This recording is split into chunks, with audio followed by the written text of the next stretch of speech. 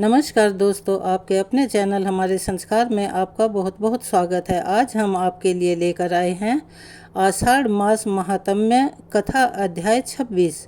लेकिन उससे पहले अगर आप हमारे चैनल पर नए हैं और अभी तक आपने चैनल को सब्सक्राइब नहीं किया है तो आप सभी से निवेदन है कि हमारे चैनल को सब्सक्राइब करें, वीडियो को लाइक करें, ज़्यादा से ज़्यादा शेयर करें ताकि इस कथा का लाभ दूसरे लोग भी उठा सकें, उन्हें भी सुनकर इसका लाभ प्राप्त हो सके। बेल आइकन को दबाना ना भूलें ताकि हमारी आगे आने वाली वीडियो की जानकारी आपको नोटिफिकेशन के जरिए मिल जाया करे। तो चलिए एक बार मेरे साथ प्यार से बोलिए, हरे कृष्णा, राधे राधे, हर हर महादेव। इस कथा को जहां हमने पिछली वीडियो में विराम दिया था, अब उससे आगे का वृतांत सुनाते हैं। ब्रज में इंद्रोत्सव का आयोजन होने वाला था। उत्सव के लिए जो उत्सुक ब्रजवासी थे उन्हें देखकर भगवान कृष्ण ने बड़े बूढ़े गोपों से कौतूहलवश पूछा कि यह इंद्रोत्सव क्या वस्तु है जिससे आप लोगों को इतना हर्ष हो रहा है। श्री कृष्ण को अत्यंत आदर पूर्वक प्रश्न करते देख नंद गोप ने कहा, बेटा, देवराज इंद्र मेघ और जल के स्वामी हैं। उन्हीं से प्रेरित होकर मेघ जलमयी रस की वृष्टि होती है और वृष्टि से ही अन्न पैदा होता है जिसे हम तथा अन्य देहधारी खाकर अपना जीवन यापन करते हैं और देवताओं को भी प्रसन्न करते हैं। ये दूध और बछड़ों वाली गायें भी इंद्र के बढ़ाए हुए अन्न से ही संतुष्ट होकर हष्ट पुष्ट रहती हैं। जहाँ वर्षा करने वाले मेघ होते हैं वहाँ बिना खेती की भूमि नहीं दिखाई देती, कोई ऋणग्रस्त नहीं रहता, वहाँ एक भी भूख से पीड़ित मनुष्य नहीं दिखाई देता। मेघ सूर्य की किरणों द्वारा इस पृथ्वी का जल ग्रहण करते हैं और फिर संपूर्ण लोगों की भलाई के लिए उसे बरसा देते हैं। अतः वर्षा ऋतु में सभी राजा लोग, हम तथा अन्य देहधारी बड़ी प्रसन्नता से उत्सव मनाते और देवराज इंद्र की पूजा किया करते हैं। इंद्र पूजा के विषय में नंद गोप का ऐसा वचन सुनकर भगवान दामोदर ने इंद्र को कुपित करने के उद्देश्य से कहा, पिताजी, हम ना तो खेती करते हैं और ना व्यापार से ही जीविका चलाते हैं। हमारी देवता तो ये गौवें हैं। हम सब तो वनवासी हैं। अन्विष्की, प्रेयी, वार्ता और दंडनीति, ये 4 प्रकार की विद्याएं हैं। उनमें से वार्ता का संबंध हम लोगों से है, अतः उसका वर्णन सुनिए। पिताजी, कृषि, वाणिज्य और पशुपालन, इन तीनों वृत्तियों पर वार्ता अवलंबित रहती है। कृषि किसानों का व्यवसाय है और वाणिज्य क्रय विक्रय करने वाले वैश्यों का। हम लोगों की सबसे प्रधान वृत्ति है गोपालन। इस प्रकार यह वार्ता के 3 भेद हैं। उपर्युक्त 4 विद्याओं में से जो जिस विद्या से निर्वाह करता है वही उसके लिए महान देवता है, उसे उसी की पूजा अर्चना करनी चाहिए। पिताजी, वही उसके लिए उपकार है। जो मनुष्य एक का दिया हुआ फल भोगता है और किसी दूसरे की पूजा करता है वह इस लोक या परलोक में कहीं भी कल्याण का भागी नहीं होता। हमारे इस ब्रज की जो प्रख्यात सीमाएं हैं उसका पूजन होना चाहिए।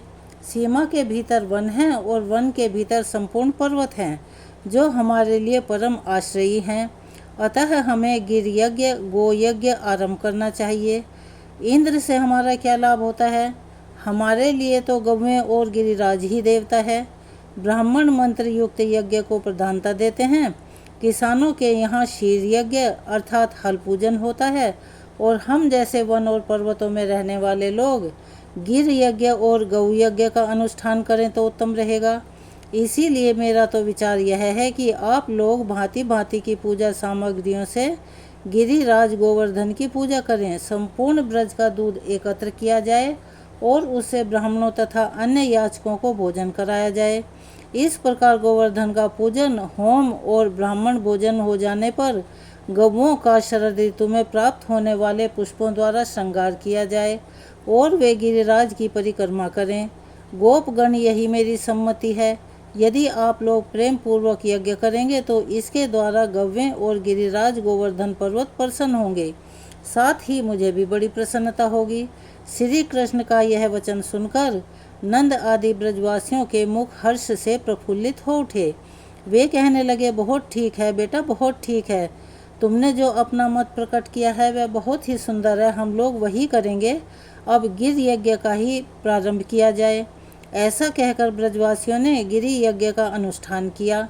गिरिराज गोवर्धन को दही और खीर आदि की बलि चढ़ाई, सैकड़ों हजारों ब्राह्मणों को भोजन कराया, फिर गवों और सांडों की पूजा की गई और उनके द्वारा गिरिराज की परिक्रमा कराई गई। सांड जल से भरे मेघ की भांति गर्जना करते थे। भगवान कृष्ण दूसरे रूप में पर्वत के शिखर पर जा बैठे और मैं ही मूर्तिमान गिरिराज हूँ, ऐसा कहकर गोपों द्वारा अर्पित किए हुए नाना प्रकार के अन्नों का भोग लगाने लगे और अपने कृष्ण रूप से ही गोपों के साथ पर्वत शिखर पर चढ़कर उन्होंने अपने द्वितीय शरीर गिरिराज का पूजन भी किया। फिर गिरिराज रूप में प्रकट हुए भगवान अंतर्ध्यान हो गए और गोपगण उससे मनवांछित वरदान पाकर गिर यज्ञ की समाप्ति करके पुनः अपने ब्रज में वापस लौट आए। व्यास जी कहते हैं, इंद्र यज्ञ में बाधा पड़ने से देवराज इंद्र को बड़ा क्रोध आया। उन्होंने मेघों के सवर्त नामक गणों से कहा, बादलों मेरी बात सुनो और मैं जो भी आज्ञा दूं उसे बिना विचारे शीघ्र पूरा करो। खोटी बुद्धि वाले नंदगोप ने अन्य ग्वालों के साथ श्री कृष्ण के बल पर उन्मत्त होकर मेरे यज्ञ को बंद कर दिया है। इसीलिए उनकी जो सबसे बड़ी आजीविका है और जिनका पालन करने के कारण वे गोप कहलाते हैं, उन गवों को मूसलाधार बारिश से पीड़ित कर दो। मैं भी पर्वत शिखर के समान ऊंचे ऐरावत पर सवार होकर वायु के सहयोग से तुम लोगों की सहायता करूंगा। देवराज की ऐसी आज्ञा पाकर मेघों ने गवों का संहार करने के लिए बड़ी भयंकर आंधी और वर्षा आरंभ कर दी। एक ही क्षण में पृथ्वी दिशा और आकाश धारा प्रवाह वृष्टि के कारण एक हो गए। वर्षा के साथ ही वायु भी बड़े वेग से चल रही थी। इससे कांपती हुई गायें प्राण त्यागने लगी। कुछ गायें अपने अंक में बछड़ों को छुपाकर खड़ी थी। जल की तेज धारा बहने से कितनी ही गायों के बछड़े बह गए। बछड़ों का मुंह अत्यंत दयनीय हो रहा था। वायु के वेग से उनकी गर्दन कांप रही थी, मानो वे आर्त होकर मंद स्वर में श्री कृष्ण से त्राही त्राही की पुकार कर रहे हैं। भगवान ने देखा गवों, गोपियों और ग्वालों से भरा हुआ संपूर्ण ब्रज अत्यंत पीड़ित हो रहा है। तब उन्होंने उनकी रक्षा करने के लिए इस प्रकार का विचार किया। जान पड़ता है कि सब देवराज इंद्र की ही करतूत है। अपना यज्ञ बंद होने से वह हम लोगों के विरोधी हो गए हैं। इस समय मुझे समस्त ब्रज की रक्षा करनी चाहिए। यह गोवर्धन पर्वत बड़ी बड़ी शिलाओं से युक्त है। इसी को अपने बल से उखाड़कर मैं ब्रज के ऊपर छत्र की भांति धारण करूंगा। ऐसा निश्चय करके श्री कृष्ण ने गोवर्धन पर्वत को उखाड़ लिया और उसे लीलापूर्वक एक ही हाथ से धारण कर लिया। पर्वत उखाड़ने के बाद जगदीश्वर श्री कृष्ण ने गोपों से कहा, मैंने वर्षा से बचने का उपाय कर दिया। तुम सब लोग इसके नीचे आ जाओ और जहाँ वायु का झोंका न लगे ऐसे स्थानों पर यथा योग्य बैठ जाओ। किसी प्रकार का भय मत करो। पर्वत के गिरने की आशंका तो बिल्कुल ही छोड़ दो। भगवान के इस प्रकार कहने पर समस्त गोप छकड़ों पर अपना सामान लादकर गवों के साथ उसके नीचे आ गए। वर्षा की धारा से पीड़ित हुई गोपियां भी वहां आ गई। श्री कृष्ण ने गोवर्धन पर्वत को स्थिरतापूर्वक धारण कर रखा था और वह पर्वत तनिक भी नहीं हिलता डुलता था। ब्रज में रहने वाले गोप गोपीजन हर्ष और विस्मयपूर्ण दृष्टि से उन्हें देखते रहे। नंद के ब्रज में मेघों ने लगातार 7 रातों तक वर्षा की। वे इंद्र की आज्ञा से गोपों का विनाश करने पर तुले हुए थे, परंतु श्री कृष्ण तब तक उस पर्वत को धारण किए खड़े रहे। इससे गोकुल की पूर्ण रक्षा हुई और इंद्र की प्रतिज्ञा झूठी हो गई। तब उन्होंने बादलों को वर्षा करने से रोक दिया। बादल हट गए, आकाश स्वच्छ हो गया और इंद्र का षड्यंत्र सफल नहीं हो सका। तब समस्त ब्रज के लोग प्रसन्नता पूर्वक वहां से निकलकर पुनः अपने अपने स्थान पर आ गए। फिर श्री कृष्ण ने भी महापर्वत गोवर्धन को यथा स्थान रख दिया। ब्रजवासी विस्मित होकर उनकी यह लीला देख रहे थे। श्री कृष्ण ने तो गोवर्धन पर्वत धारण करके समूचे गोकुल को बचा लिया। यह जानकर इंद्र को उनके दर्शन करने की इच्छा हुई।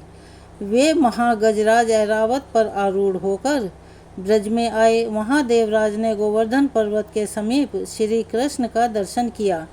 वे गोप शरीर धारण करके गव्य चरा रहे थे। उनका पराक्रम अनंत था। संपूर्ण जगत के रक्षक भगवान कृष्ण वहां ग्वाल बालों से घिरे हुए खड़े थे। ऊपर पक्षी राज गरुड़ अन्य प्राणियों से अदृश्य रहकर श्री हरि के मस्तक पर अपने पंखों से छाया कर रहे थे।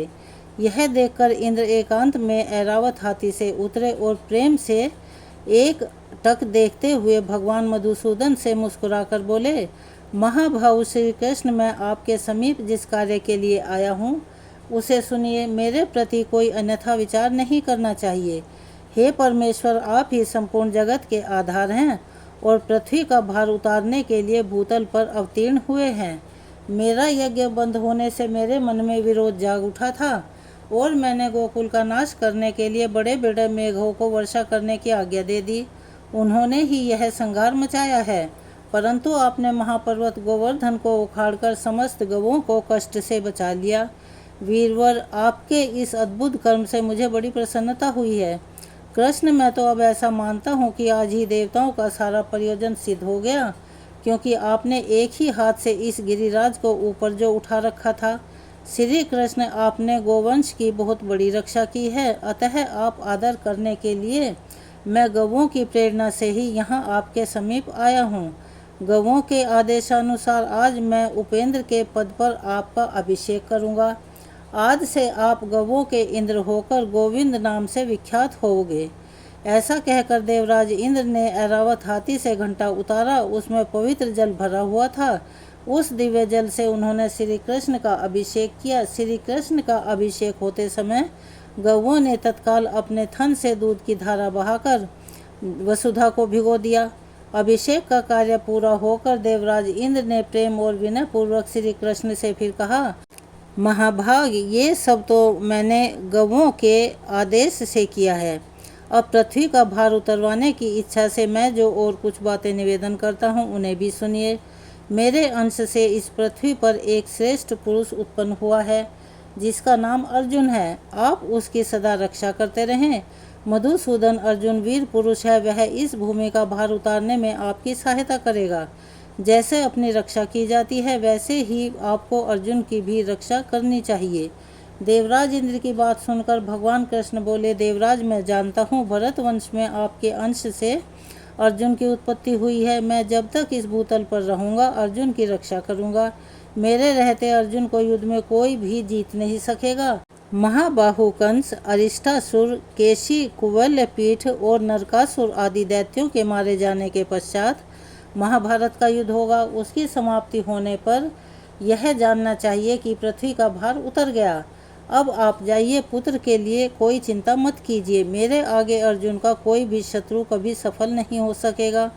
केवल अर्जुन के लिए ही मैं युधिष्ठिर आदि 5 भाइयों को महाभारत के अंत में कुंती के समीप सकुशल लौटाऊंगा।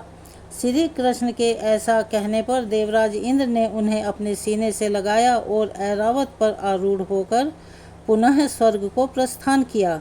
फिर श्री कृष्ण गौवें और ग्वाल बालों के साथ पुनः ब्रज में लौट आए। गोपियों की आंखें तो उनके पथ पर ही लगी हुई थी। उनकी दृष्टि से वह मार्ग पवित्र हो गया था। इंद्र के चले जाने पर गोपों ने अनायास अद्भुत कर्म करने वाले श्री कृष्ण से प्रेम पूर्वक कहा, हे महाभाग, आपने गोवर्धन पर्वत उठाकर हमारी और गौओं की बहुत बड़े भय से रक्षा की है। हे तात, यह अनुपम बाल लीला समाज में नीचा समझा जाने वाला ग्वाले का शरीर और आपका दिव्य कर्म, यह सब क्या है? आपने जल में प्रवेश करके कालियानाग का दमन किया, प्रलंबासुर को मार गिराया और गोवर्धन पर्वत को हाथ पर उठा लिया। इससे तो हमारे मन में अब संदेह पैदा होता है। अमित पराक्रम श्री कृष्ण, हम श्री हरि के चरणों की शपथ कर सत्य कहते हैं कि आपकी इस दिव्य शक्ति को देखते हुए हमें विश्वास ही नहीं होता कि आप मनुष्य हैं। आप देवता हैं या दानव, यक्ष हैं या गंधर्व, इन सब बातों का विचार करने से हमारा क्या लाभ है। अतः आप कोई भी क्यों न हो, इस समय हमारे बांधव हैं। बस हम यही जानते हैं, अतः आपको नमस्कार है।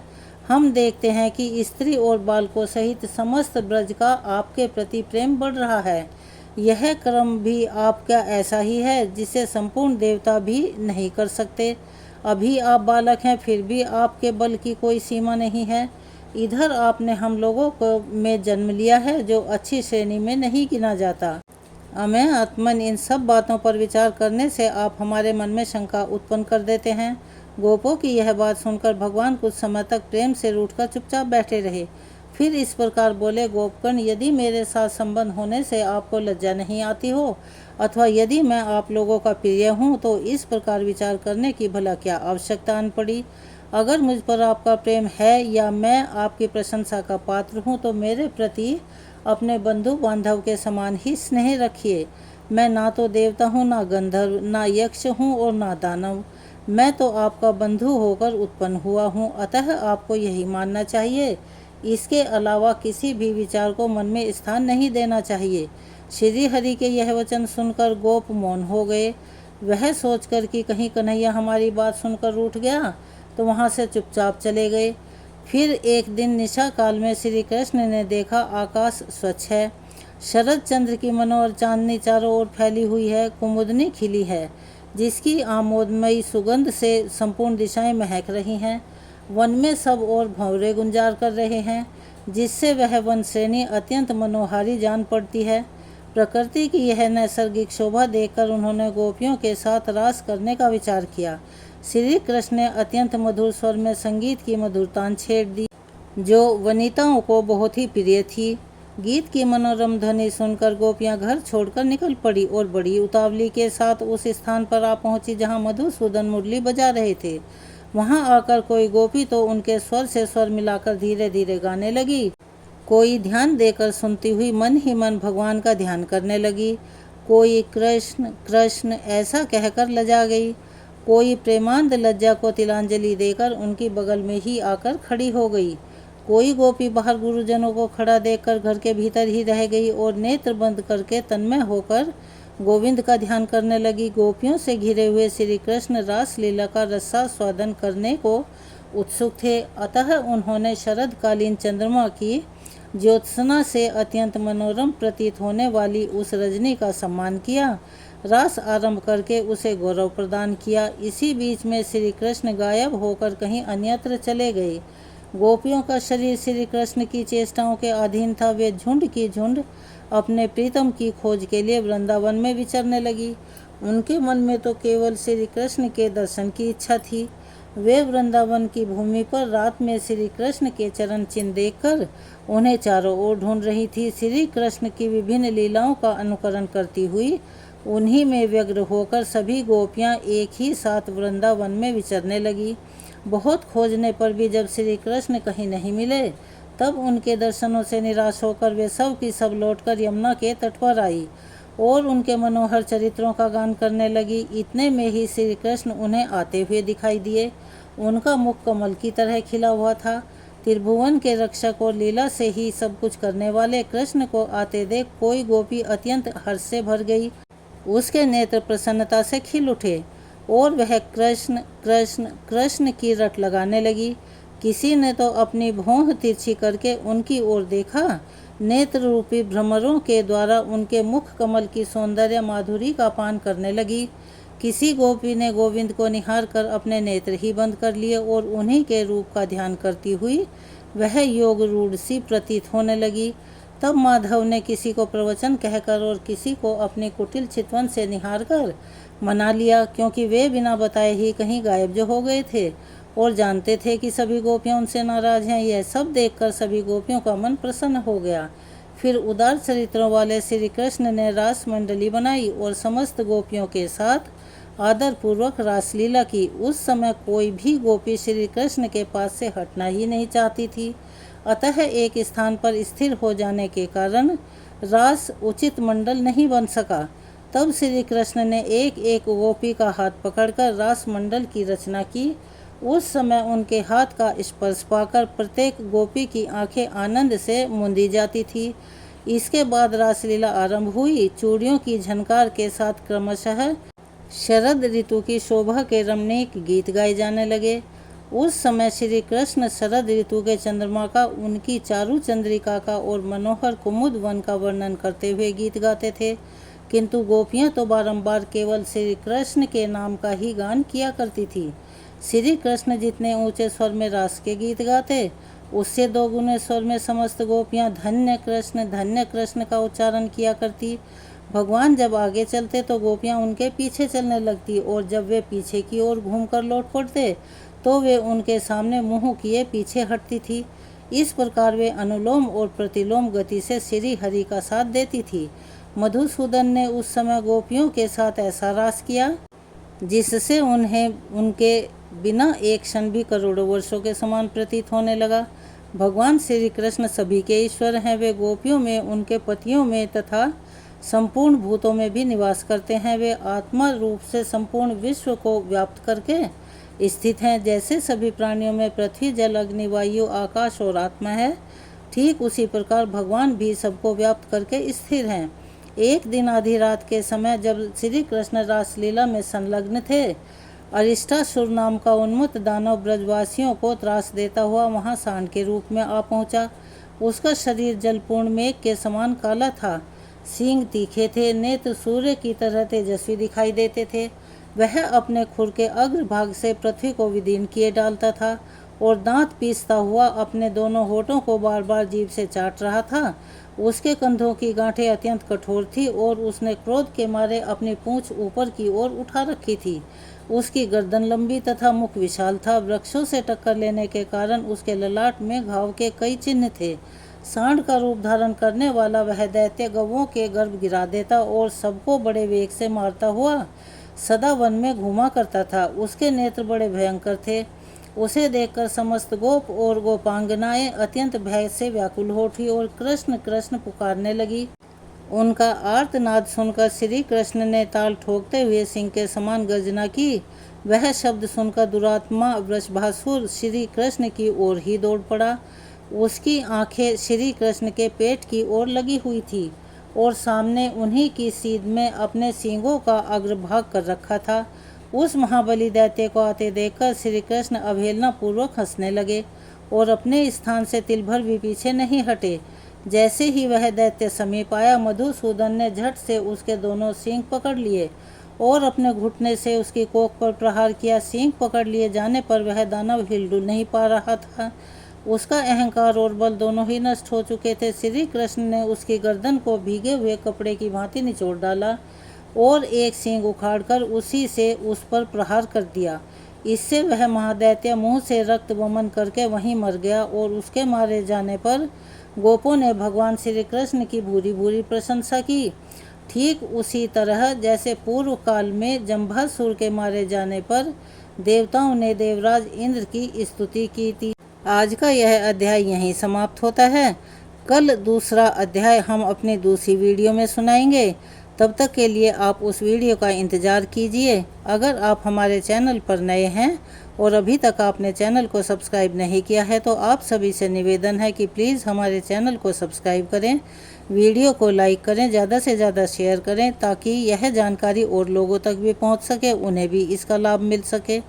बेल आइकन को दबाना ना भूलें ताकि हमारी आगे आने वाली वीडियो की जानकारी नोटिफिकेशन के जरिए आपको मिल जाया करे। अपना प्यार और सहयोग हमें ऐसे ही देते रहें। कमेंट्स बॉक्स में हरे कृष्णा, राधे राधे, हर हर महादेव लिखना ना भूलें। धन्यवाद।